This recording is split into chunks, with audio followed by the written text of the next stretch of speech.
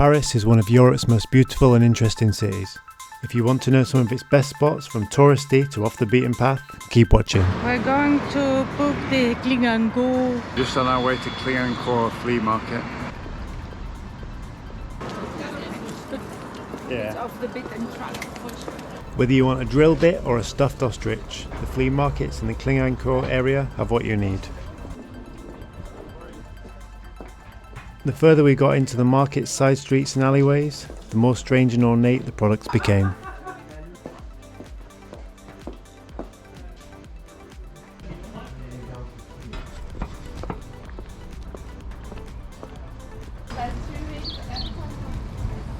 It's Marche Dauphine. Yeah.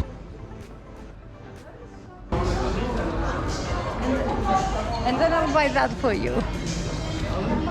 The vibe in Marche Dauphine was that of curios and sci-fi, with a mix of alien spaceships and 1980s toys. Yeah, that's one thing I didn't expect to be able to buy. Taxidermid ostrich. Taxidermid ostrich. Yeah, it's like one of these medieval. Around every corner, something new and interesting appeared, from paintings to sculptures to antique rugs.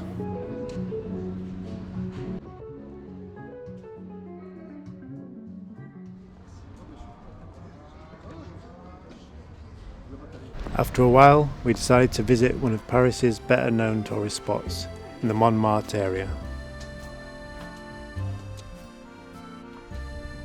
We're here at the Sacré in Montmartre. Completed in 1914, the Dome Basilica has an interesting style, drawing influences from Byzantine and ancient Roman architecture. Super busy, you can see.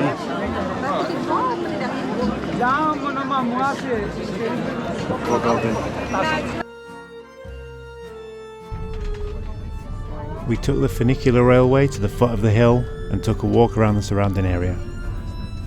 Despite the crowds, the beautiful architecture, cafes and restaurants and artistic vibe make Montmartre a must-see when visiting Paris. Speaking of art, the colourful tubular architecture of the Centre Pompidou is worth a visit to see its exterior alone. It houses the largest modern art museum in Europe, however, which is definitely worth the entry price. The museum houses a combination of installations such as this one called The Winter Garden by Jean Dubuffet, as well as paintings from Moreau, Kandinsky and many more. The city views from the top floor are amazing too.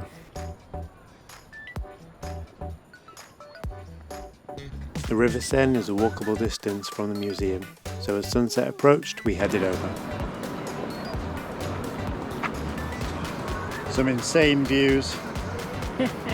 Despina had bought some delicious macarons in Montmartre earlier, and this seemed like the perfect moment to dig in. Exciting place. Macarons by the Seine. Being so close to the famous Notre-Dame Cathedral, I decided to take a look. I'd last visited Paris 10 years ago before the fire of 2019. Following its restoration, the planned reopening date is now in 2024. The next day, we headed south of the river to Luxembourg Gardens, a large public garden with tree-lined promenades, fountains and classical statues. A short walk from the gardens lies one of the most impressive buildings in Paris, the Panthéon. Close to the Panthéon is the church of Saint-Étienne-du-Mont, an interesting combination of French Gothic and Renaissance architecture. We walked back towards the river. Two of the most notable places we visited along the way were the Jardin with its sloping labyrinth and the Arabe World Institute with its spectacular lattice of aluminium and glass. I hope you've enjoyed my tour around central Paris and found some lesser known areas to explore. Thanks for watching and see you next time.